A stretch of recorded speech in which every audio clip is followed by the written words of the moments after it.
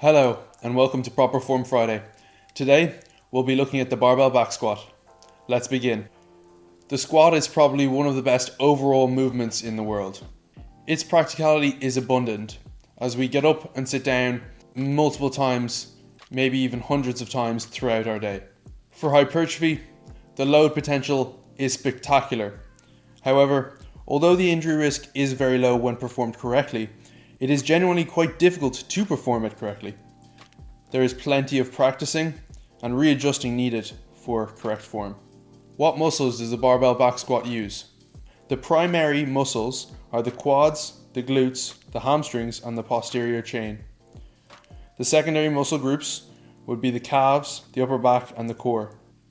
How to perform the barbell back squat? On an exercise such as a barbell back squat, it is always important to warm up and have warm-up sets as well. How to set up for the squat. Orient the J-hooks so you can stand up with the bar on your upper trap and have it clear of the hooks themselves. This is usually a little below shoulder height. If you are not practicing Olympic lifting, I would recommend to squat inside a squat rack if there's one available, as you can put in the supports in order to protect you just in case you fail a rep. Getting the grip for the barbell back squat. Stand in front of the bar and grab it. I suggest 2 to 3 inches outside of the knurling. This may differ depending on your frame, i.e. if you have a smaller frame, you may need a more narrow grip, and a wider frame would need a wider grip. The more narrow the grip, the tighter you can make your upper back. This is good as it improves stability, which improves force transfer, which ultimately improves your own strength in this movement. A more narrow grip will help you build the shelf on your traps for the barbell to sit on.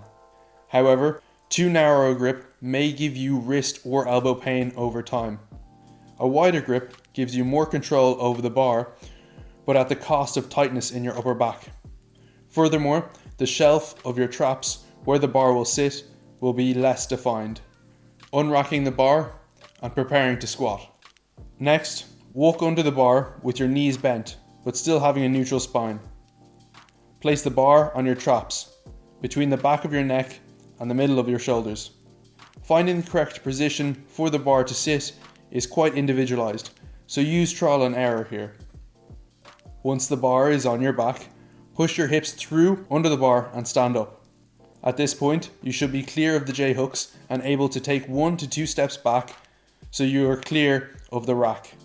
Foot position. Next is foot position. I would always recommend 1 to 2 inches outside shoulder width while having the toes slightly pointed outwards to allow the knees to be pushed forward and outward during the lift. A more narrow stance will move the load primarily onto the quads.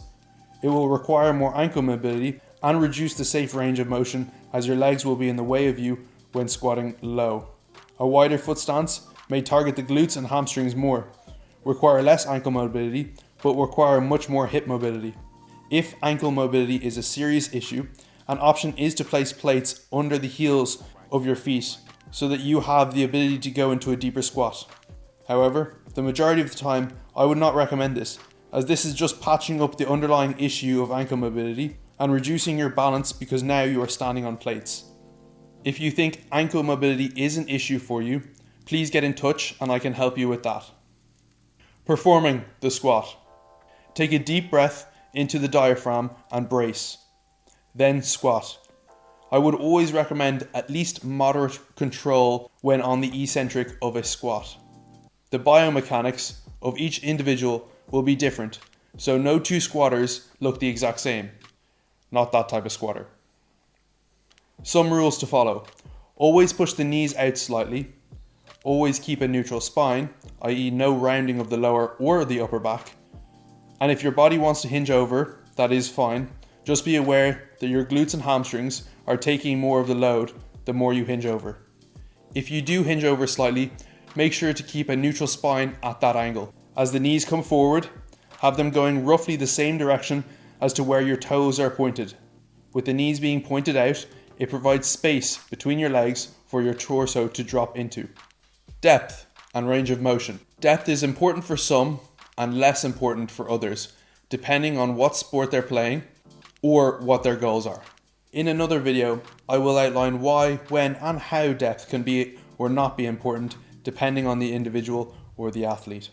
A good rule of thumb is, if you are not an athlete who needs stiffness in their hips or ankles to perform the best, or you are not suffering from injury that prevents you from squatting with depth, then I would recommend you to work on depth as your training progresses. Furthermore, if you plan on training for 2 months or longer, the pros of working on depth does outweigh the cons. How do we work on depth? The two main areas are ankle mobility and hip mobility. Ankle mobility is regarding how far your knees can travel in front of your toes, i.e. your knees moving forward while the foot is still planted on the ground. Hip mobility is regarding how far the knees can travel up towards the ribs.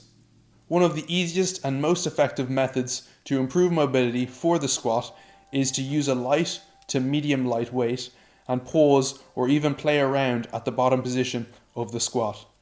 An example of this could be rocking from one foot to the other while keeping a neutral spine. Finally, there is a small genetic component which cannot be manipulated. It is regarding the bone structure in your hips and other biomechanics. However, working on ankle and hip mobility will be plenty for a beautiful squat. The strengths of this exercise. The squat is an incredible full body exercise. It is extremely applicable outside of the gym, the load potential is extremely good, and the risk of injury is quite low when performed correctly. The weaknesses of the barbell squat. Performing the movement correctly can be difficult as there are so many cues and things to be aware of, so the learning curve can be longer than other exercises. With a compound using so many muscles, it is common that you will be limited by one particular muscle group or mobility issue. So larger or more developed muscle groups may not get as optimal a stimulus. An example of this would be your lower back giving out before your quadriceps.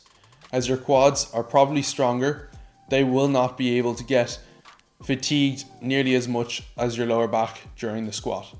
This means that the quads are not being trained to their full potential with the squat alone. Other accessory movements may be needed. Finally, the squat is not easy when using heavy weight. Your nervous system can be relatively fried after heavy sets. This fatigue may impact the rest of your workout more than other exercises. Injury risk of the barbell back squat. There are 3 main injury risks with the squat. The first is knee valgus, i.e. the caving in of the knees. Always aim to have your knees pointed outwards slightly. The second is form breakdown in the back, especially the lower back. This can be due to multiple reasons. One is improper or inadequate bracing, or in other words, intra-abdominal pressure.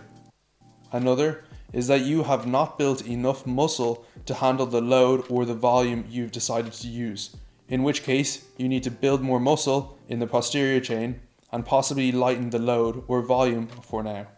Or you need higher neuromuscular motor unit recruitment, which is basically how many muscle fibers can be activated in a particular muscle. The third injury risk is form breakdown when aiming for further depth. The most common of this is the butt wink. The butt wink occurs when you drop into a squat and you reach a point where your current mobility has reached its limits. So you need to gain the remaining movement from another area, namely the lower back. It's worth noting that some high-level athletes do have a butt wink when they squat and can still perform at a high level. But as a rule of caution, I would recommend you try not butt wink while you're learning the movement.